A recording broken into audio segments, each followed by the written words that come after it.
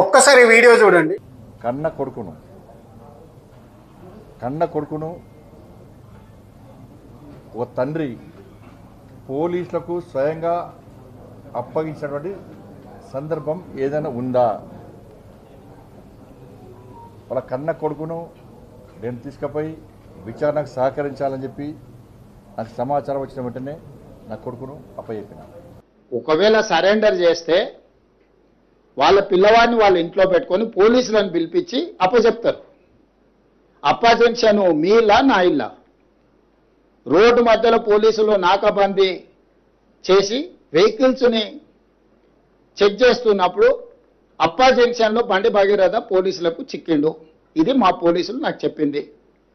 నిజంగానే అతన్ని సరెండర్ చేసేది ఉంటే అతను ఎక్కడున్నాడో అక్కడికి ఈడ మా అబ్బాయి ఉన్నాడు, మీరు వచ్చి పోలీసులు ఇతన్ని సరెండర్ చేసుకోండి అని చెప్పిండ్రు అనుకోండి, అప్పుడు మనం సరెండర్ అనుకోవచ్చు.